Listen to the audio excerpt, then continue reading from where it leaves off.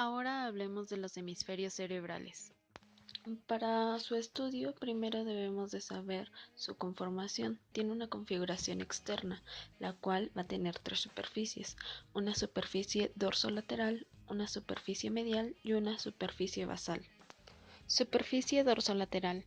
En esta superficie se hallan dos fisuras profundas, la central o de Rolando y la lateral.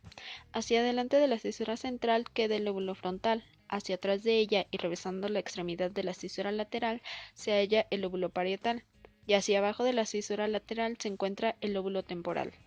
Superficie medial. Esta superficie está separada por la dorsolateral por el borde dorsal del hemisferio y de la basal por el medial.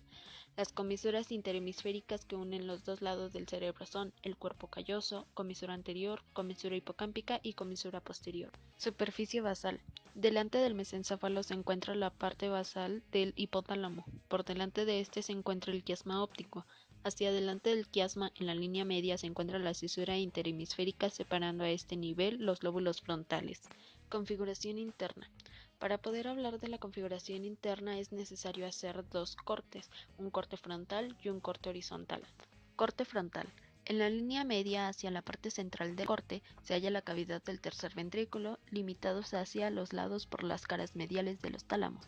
Ventralmente se ven seccionados los cuerpos mamilares del hipotálamo. Hacia arriba del tercer ventrículo se hallan las columnas del fórnix.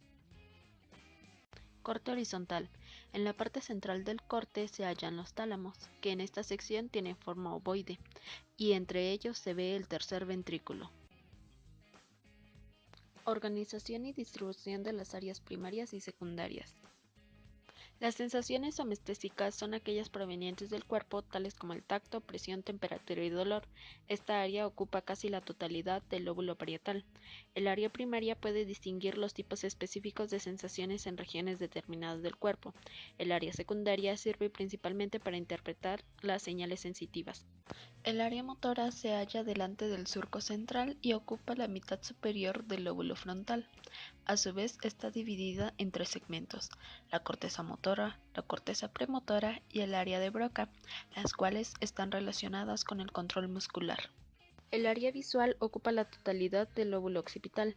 El área primaria detecta puntos específicos de luz y oscuridad, lo mismo que orientaciones de líneas y límites.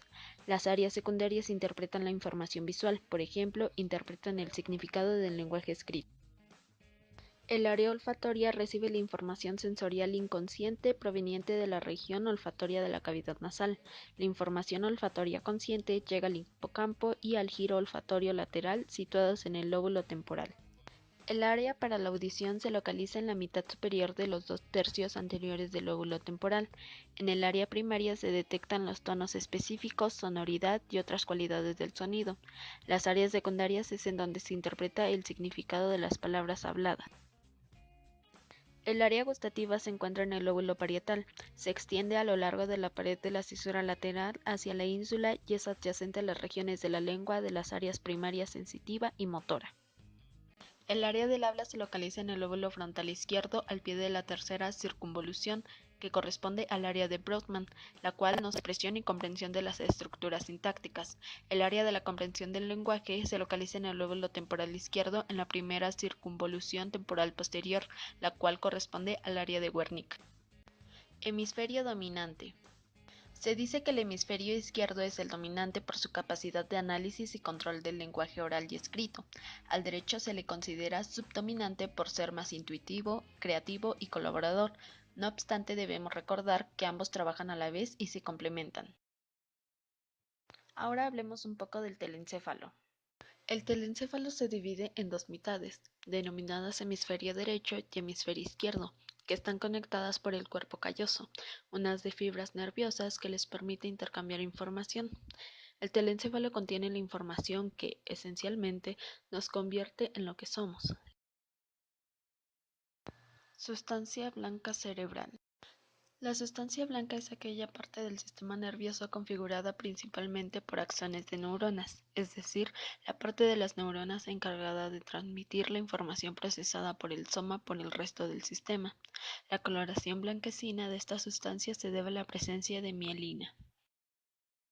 La sustancia blanca se extiende en tres porciones principales: las fibras de asociación que conectan y transmiten los impulsos nerviosos del mismo hemisferio, fibras comisulares que transmiten los impulsos nerviosos de un hemisferio cerebral al otro, y las fibras de proyección